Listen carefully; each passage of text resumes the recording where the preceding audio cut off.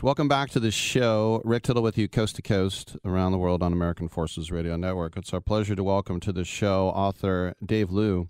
He has a brand new book in hardback from Wiley Publishing. It's called The Way of the Wall Street Warrior: Conquer the Corporate Game Using Tips, Tricks, and Smart Cuts. Dave, welcome to the show. I know you got kind of a little funny Wall Street bull holding a sword and looks like a golf club. I was just on Wall Street last month, and I saw tourists taking pictures with the bull, and most of them were taking pictures with his junk. Be honest, do you have a picture with his nether regions? No, I don't, actually. That's one photo op I missed.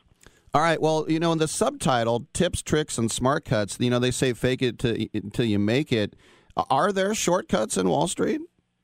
Yeah, I mean, there are definitely shortcuts, I think, in life. And I always tell people it's better to work smart than work hard. And so what I did in my book was I summarized all the tactics I used to scale the corporate ladder that I didn't learn in school, but learned the hard way.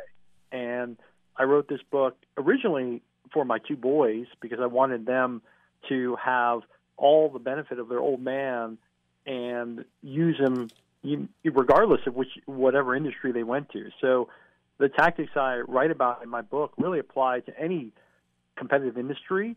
And we all know that Wall Street is a pretty tough Machiavellian industry. And so my view is that if, like the adage related to making it in New York, if you can make it in Wall Street, you can make it anywhere. So what would be without giving them, you want people to buy the book, but what's maybe one trick you can tell us? Yeah, so I think one of the things that is really an underlying element to my book is really trying to understand what motivates people, what makes them tick, and then building incentives around them so that you can get them to do what you want for your career. And so one of the things that I always did throughout my whole career was I always tried to make my boss look really good. I would make sure that, frankly, they would get credit, for all the work that I did. And my view was that if I could help them ascend the corporate ladder, then they would take me with them. They would let me ride on their invisible jet, or they would let me ride on their coattails or tag onto their cape. Now, lest you think that I'm a moron for doing that, one of the other elements of that I would tell people, and I did myself, was you would always try to document everything. So to the extent that you feel that your boss really doesn't have your interests at heart and is really just using you, then what you want to make sure you have is you build a dossier of all your achievements and all the things that you did throughout your career, so that if the time ever came for you to step out of the shadows of Batman, if you're Robin, you would have all this information and all this evidence to prove the value that you're bringing. And, the strange thing is, I've been working for more than 30 years now. Whenever I tell people that, it's really shocking how few people actually document their achievements. What I did was I'd save every email, and I would also, if I did a great job, I would have clients write email recommendations to my boss and CC me and tell them what a great job I did and the value I added. So that's just one small example of a tip that worked really well in my career. But the fundamental foundation of it is making sure that you really understand what motivates people, particularly your boss, and figure out how do you best use their motivations to help you in your career. We're speaking with Dave Liu, the book, The Way of the Wall Street Warrior. I know you say that you can turn weaknesses and liabilities into assets. What would be an example of that? Yeah, so for me personally, I was born with a pretty big facial difference. I was born with a bilateral cleft lip and palate, which caused me to have almost a dozen surgeries and spend, up until I was 18, spend my life in hospitals and treatment. And the unfortunate benefit of that is that I had a lot of scars and people would always stare at me. And so when I was younger, it would really bug me a lot. But then when I got older, I realized, you know what? I'm kind of like that billboard on the freeway that you can't stop looking at. And so if people are always going to remember me as that Chinese guy with scars on his face, then why not have them remember me as that smart guy with scars on his face? And so even when I was really young and very junior, I knew that people would remember who I was because I was so distinctive looking.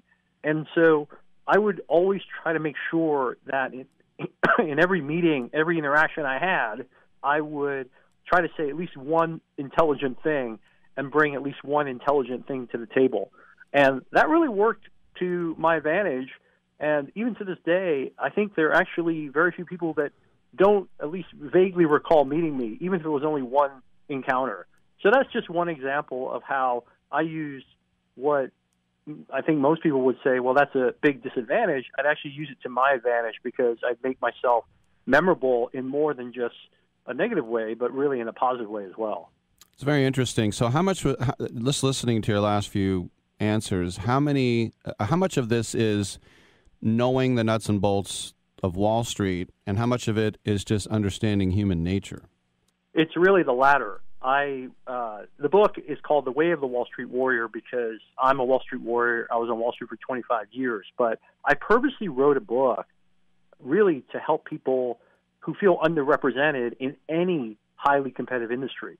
So I stay away from a lot of the typical Wall Street jargon and Wall Street specific elements, but I really focus on highly competitive industries that have strong similarities. And I try to teach you and try to educate people on what are some of the common skills that work across industries. So it really is all about what are some of the things that are common throughout industries that are competitive related to how people think, how people are motivated, how people are incented, and then how do you harness that for your own advantage? And then, I think about, everybody is going to make a mistake now and then. Is there something that you missed? Like, did you miss out on Apple? Like, what was the one that you whiffed on? Oh, man, I whiffed on one that hopefully doesn't make you think I'm a complete bonehead, but I had an opportunity at one point to buy $1 million worth of stock in Google at a $300 million valuation. And I passed on that for a whole variety of reasons, and I actually talk about it in my book. But one of the things that you should appreciate, and people should appreciate, is the context in which you're asked to make decisions. And the time that I had that opportunity to invest in Google at a $300 million valuation, the only major publicly traded search engine at the time was Ask Jeeves, and it was trading at about 50 million market cap. And we were in the middle of the cold winter of the Web 1.0 .com crash. So I try to remind myself that I'm not a complete moron, but my career is definitely filled with those type of mistakes and opportunities. But, like the cliche says, you learn from those opportunities and move forward. And so I try to learn from those things and try not to make the same mistake twice. Yeah, even Ted Williams hit 400, so he's making 6 outs. So, don't worry about it. Did you guys ever get drinks at the Francis Tavern? No, I didn't, but I used to drink a lot at the 21 Club in New York. Mm-hmm. That was your watering hole? It was. There are quite a number. I mean, I'm 50. I'll be 50 this year, so I kind of missed a little bit of the 3-martini lunch Mad Men era, but certainly in the 90s and early 2000s, we did entertain clients quite a bit, and there's stories like you see on the film, like The Wolf of Wall Street, things like dwarf tossing and some of the more salacious things that were pretty common on Wall Street when I was there, but have certainly toned down a lot since I left. Yeah, it's not very PC to do dwarf. I don't even think we can say dwarf anymore, much less toss people like that. Probably not. Yeah, Dave Liu is with us, LIU. The book is The Way of the Wall Street Warrior, Conquer the Corporate Game Using Tips, Tricks, and Smart Cuts. This is available from Wiley Publishing. Dave, congratulations on the book. Thanks for stopping by. Thanks so much for having me.